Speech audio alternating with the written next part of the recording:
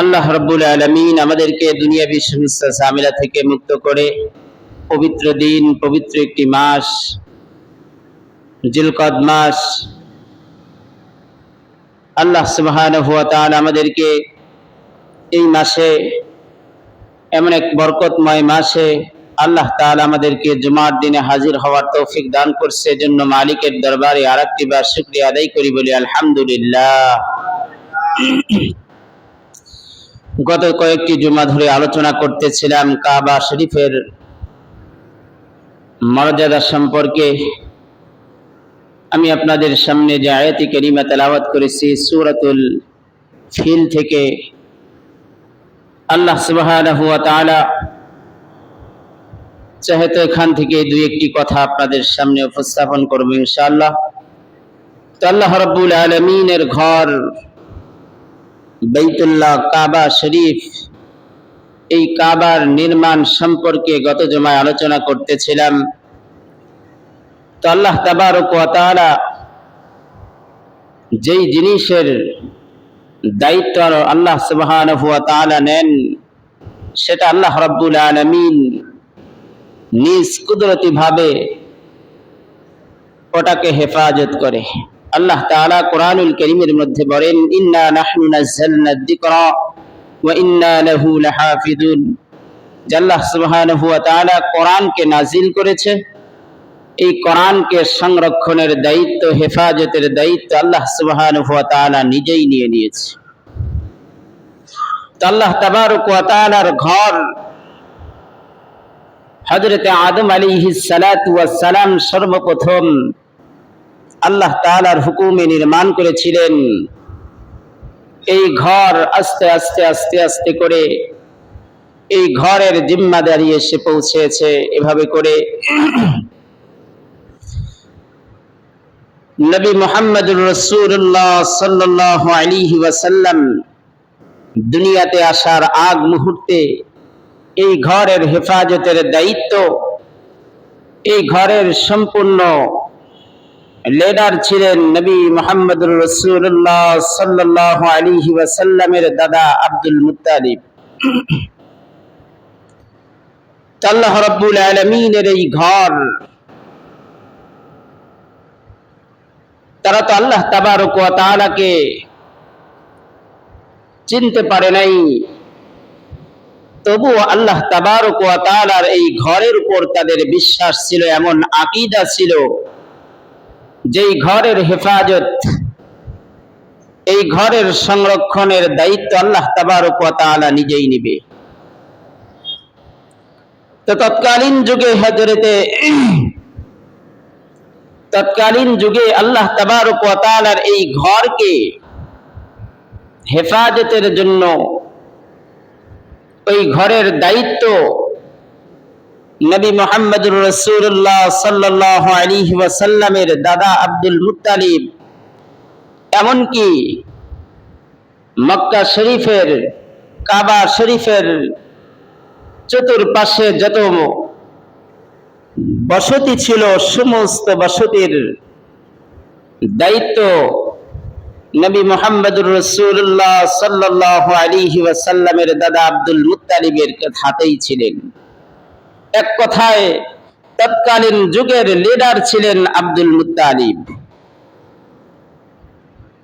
তো এই কাবা ঘরকে যখন ইয়ামিনের গভর্নর আব্রাহাম এই ঘরকে যখন ধ্বংস করার প্ল্যান করলেন,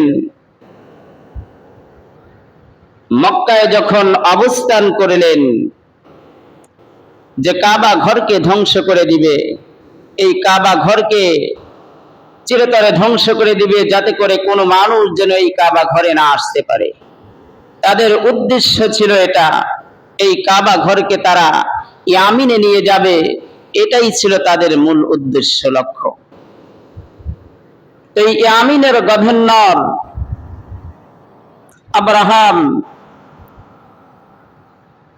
তার কাফেলা নিয়ে কাবা শরীফের আশপাশে এসে তাঁবু টানালেন। কিছুদিন তাঁবুর মধ্যে রাত্রি যাপন করলেন। কাবার আশপাশের সমস্ত মানুষদের উট দুম্বা সবকিছু ধরে ধরে নিয়ে এরকম ভাবে তারা অত্যাচার শুরু করে দিলেন। সমস্ত কাবা শরীফের লোকজনগুলো আব্দুল মুত্তালিবের কাছে যখন গেলেন, যা বিচার দিলেন যে আপনাকে আমরা নেতা মানি, আপনাকে অত্যন্ত আমরা শ্রদ্ধা করি, এই কাবার দায়িত্ব আপনার হাতে, এমনকি আমাদের আপনি লিডার, এমত অবস্থায় আমাদের উট, ভেড়া, বকরি, দুম্বা, আমাদের এই সমস্ত গুলা আব্রাহামের বাহিনীগুলা ক্ষতি করতেছে, এর থেকে আপনি কোন একটা বিচার আমাদেরকে করে দেন। আব্দুল মুত্তালিব আব্রাহাম বাহিনীর কাছে গেলেন। আব্দুল মুত্তালিব আব্রাহাম বাহিনীর কাছে যে বলতেছিলেন, আব্রাহাম বাহিনীর সবচাইতে বড় যে লিডার ছিলেন ইয়ামিনের গভর্নর, ওনার কাছে যা বলতেছিলেন, তোমরা ইয়ামিন থেকে এসেছো, তোমাদের চাওয়া পাওয়া কি? ইয়ামিনের গভর্নর আব্রাহাম বলতেছিলেন, ওগো আব্দুল মুত্তালিব, আমি শুনেছি আজকে দীর্ঘদিন যাবৎ পর্যন্ত এই কাবা ঘরের দায়িত্বে তুমি আছো, এই কাবা ঘরের সংরক্ষণের দায়িত্বে তুমি আছো, তুমি আমার কাছে কেন এসেছো? আব্দুল মুত্তালিব ডেকে বলেন, ওগো আব্রাহাম, তোমার কাছে আমি এই জন্য আসি নাই, তোমার কাছে আমি এসেছি আমার যে 100টি উট তুমি নিয়ে এসেছো, এই জন্য আমি তোমার কাছে এসেছি। আব্রাহাম আশ্চর্য হয়ে বললেন, আমি হয়তো মনে মনে ভেবেছিলাম তুমি এতদিন পর্যন্ত এই কাবা ঘরের সংরক্ষণের দায়িত্ব আছো, তুমি দেখশন করো, তুমি সবকিছু করো, কিন্তু আমি মনে মনে ভেবেছিলাম হয়তোবা এই কাবা ঘরকে হেফাজতের জন্যই তুমি আসবা। বলে, না না, আমি কাবা ঘরের হেফাজতের জন্য আমি আসি নাই। বলে, এই কাবা ঘরটা কার? বলে, এই কাবা ঘর হলো মালিকের, আল্লাহ পাক রব্বুল আলামিনের এই ঘর, কাজী আল্লাহ পাক রব্বুল আলামিন এই ঘরকে সংরক্ষণ করবেন। কিন্তু তুমি যে আমাদেরকে ভেড়া, বকরি, দুম্বা ইত্যাদি নিয়ে এসেছো, এইগুলো হয়তো দিয়ে দাও, না হলে তোমার উপর আমাদের আক্রমণ শুরু হয়ে যাবে।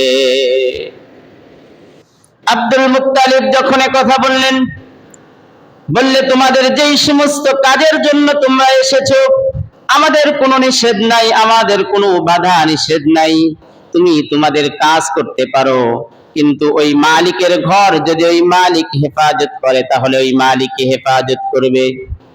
এই কথা বলে আব্দুল মুত্তালিব চলে আসলেন। আসার পরে আব্দুল মুত্তালিব এসে সোজা কাবা ঘরের দরজার সম্মুখে দাঁড়াইলেন। দাঁড়িয়ে দাঁড়িয়ে আব্দুল মুত্তালিব কেঁদে কেঁদে বলতেছিলেন, ওগো কাবার মালিক, তোমার ঘর তুমি হেফাজত করো, আব্রাহাম বাহিনী তোমার ঘরকে ধ্বংস করার জন্য তাদের সব বাহিনীগুলো নিয়ে তারা এসে পড়েছে। এমত অবস্থায় তোমার ঘর যদি তুমি হেফাজত না করো, তাহলে আমি আব্দুল মুত্তালিবের ক্ষমতা নাই তোমার ঘর হেফাজত করার। এভাবে করে কেঁদে কেঁদে হযরত আব্দুল মুত্তালিব কেঁদে কেঁদে কাবা ঘরের দরজার হাত দিয়ে কেঁদে কেঁদে আব্দুল মুত্তালিব মালিকের কাছে কেঁদে কেঁদে বলতেছিলেন। এই কথা বলে যখন বের হয়ে গেলেন, বলে, আমার কোনো ক্ষমতা নাই তোমার ঘর হেফাজত করার, আমার কোনো ক্ষমতা নাই, একমাত্র তুমি তোমার ঘরকে হেফাজত করতে পারো। আল্লাহ পাক রব্বুল আলামিন আব্দুল মুত্তালিবের এই দোয়াটুকুন মঞ্জুর করে নিয়েছিলেন। আব্দুল মুত্তালিব যখন এই কথা বলে চলে গেলেন, আল্লাহ পাক রব্বুল আলামিন এই কথাকে কোরআনুল কারীমের মধ্যে সূরা ফিলের মধ্যে এভাবে করে তুলে ধরেছেন, আলাম তারা কাইফা ফাআলা রাব্বুকা বিআসহাবিল ফিল। ألم يجعل كيدهم في تضليل وأرسل عليهم طيرا أبابيل নবীজিকে জানায়া দেওয়া হলো, ওগো নবী আপনি কি দেখেন নেই হস্তি বাহিনীদেরকে কিভাবে করে ধ্বংস করে দেওয়া হয়েছে। আব্দুল মুত্তালিবকে এটাই জানিয়ে দেওয়া হয়েছিল। আব্দুল মুত্তালিব যখন কাবা ঘরের দরজা ধরে ধরে যখন কান্না করতেছিলেন আর মালিকের কাছে যখন এই বিচার দিতেছিলেন, এমতো অবস্থায় যখন ওই হস্তি বাহিনীগুলো কাবা শরীফের উপর যখন হামলা শুরু করে দিলেন, এমতো অবস্থায় কাবা শরীফকে সঙ্গে সঙ্গে আল্লাহ পাক রব্বুল আলামিন কাবার চতুর্পাশ দিয়ে আবাবিল পাখি এমন ভাবে ঝাঁকে ঝাঁকে আবাবিল পাখিগুলো এমন ভাবে ঝাঁকে ঝাঁকে আসতে শুরু করে দিলেন।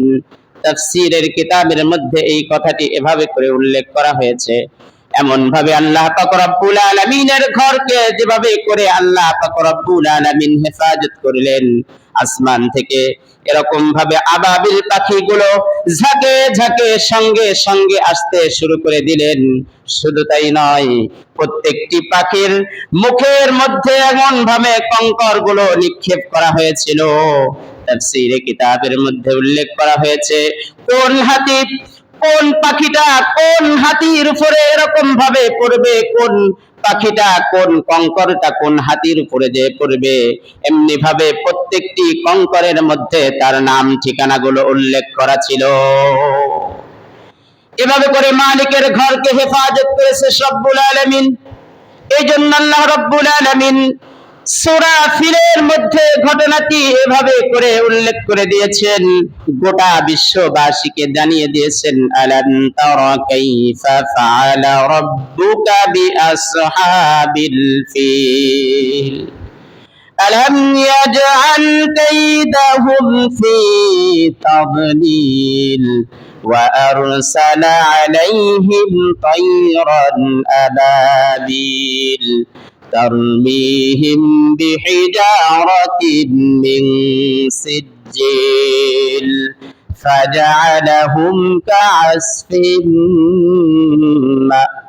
مأكول তাফসীরের কিতাবের মধ্যে এই সূরা ফিলের ঘটনাকে এভাবে করে উল্লেখ করা হয়েছে, ওই ছোট্ট ছোট্ট পাখিগুলা যখন কঙ্কর গুলো যখন পড়তেছিলেন, হাদিসের মধ্যে তাফসীরের কিতাবের মধ্যে উল্লেখ করা হয়েছে, যেই কঙ্করটা যেই মানুষের উপর পড়েছে, যেই হাতির উপরে পড়েছে, তাদের নাড়ি ভুঁড়ি গুলো পিছনের রাস্তা দিয়ে আস্তে আস্তে করে বের হয়ে গিয়েছে। রব্বুল আলামিনের ঘরকে এভাবে করে হেফাজত করেছে। আজও পর্যন্ত যারা রব্বুল আলামিনের ঘরের উপরে যারা হামলা করবে, আজও পর্যন্ত রব্বুল আলামিন তার ঘরকে হেফাজত করবে। কথা বলেন ঠিক কিনা? রব্বুল আলামিনের ঘরকে এভাবে করে হেফাজত করেছে।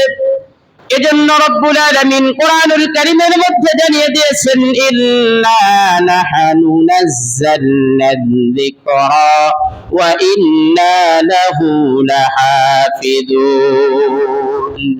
রব্বুল আলামিন কোরআনকে নাযিল করেছে, এই কোরআনের হেফাজত করবে একমাত্র মালিক। এই কোরআনের যত অপমাননা হয়, এই কোরআনের যত অসম্মান করা হয়, যদিও মনে করি কোরআন একটি সাধারণত একটি লেখা দেখতে পাই কাগজের মধ্যে, কিন্তু এটা সাধারণ কোনো জিনিস নয়। স্বয়ং আল্লাহ পাক রব্বুল আলামিনের স্বয়ং জবানের কথা হলো এই কোরআন। এই কোরআনকে যারা অপমান করবে, এই কোরআনকে যারা এরকম ভাবে লাঞ্ছিত করার চেষ্টা করবে, এমনকি আল্লাহ তাবারক ওয়া তাআলার ঘরকে যারা হেফাজতের চেষ্টা যারা করবে না, আল্লাহ তাবারক ওয়া তাআলার ঘরের উপর যারা আক্রমণ করবে, মালিক রব্বুল আলামিন স্বয়ং ওই ঘরকে হেফাজত করার জন্য নিজেই যথেষ্ট। সম্মানিত প্রিয় উপস্থিতি, এজন্য রাসূল করিম সাল্লাল্লাহু আলাইহি ওয়াসাল্লাম বলেন, ওই কাবা ঘরের দরজা দাঁড়িয়ে দরজায় ধরে যদি কোনো ব্যক্তি যদি আল্লাহ তাবারক ওয়া তাআলার কাছে যায়, মালিক স্বয়ং সঙ্গে সঙ্গে ওই আল্লাহ তাবারক ওয়া তাআলা ওই বান্দার দোয়া মঞ্জুর করে নেয়। এই জন্য বিশেষ কিছু জায়গা আছে, যারা হজ করেছেন, সৌদি আরবে যারা গিয়েছেন তারাই জানেন যে বিশেষ এমনও কিছু জায়গা রয়ে গেছে, এমন কিছু জায়গা আছে, ওই জায়গার মধ্যে যখন প্রবেশ করা হয় আল্লাহ তাবারক ওয়া তাআলার স্বয়ং হেফাজতের মধ্যে ওই বান্দাকে নিয়ে নেয়। এমন একটি জায়গা মাকামে ইব্রাহিম, ওই জায়গার মধ্যে কেউ প্রবেশ করলে ওই জায়গাটা এমন একটি জায়গা, আল্লাহ তাবারক ওয়া তাআলা স্বয়ং নিজে ওই জায়গার হেফাজত করবে। এজন্য সম্মানিত প্রিয় উপস্থিতি, আমার কথাটা বলার উদ্দেশ্য হলো এটাই, যাদের উপর হজ ফরজ হয়েছে তারা আমরা হজে যাই। আল্লাহ তাআলা আমাদের সকলকে এ সমস্ত কথার উপর আমল করার তৌফিক দান করুক, সকলেই বলে আমিন। কারণ মালিকের ঘর হেফাজত করবে মালিক, কিন্তু এর লাঞ্ছনা, অপমাননা, অপদস্থ যদি হয়ে যায় এটা মুমিনের দায়িত্ব, এটাকেও এর প্রতিবাদ করাও মুমিনের জন্য দায়িত্ব। এজন্য কোরআনের যদি কেউ সম্মান অসম্মান করতে চায় তাকেও এই প্রতিবাদ করা দরকার। আল্লাহ তাআলা আমাদের সকলকে যে কথাগুলো বলা হলো আমাদের সকলকে আমল করার তৌফিক দান করুক, সকলে বলে আমিন। ওয়া আখিরু দাওয়ানা আলহামদুলিল্লাহি রাব্বিল আলামিন।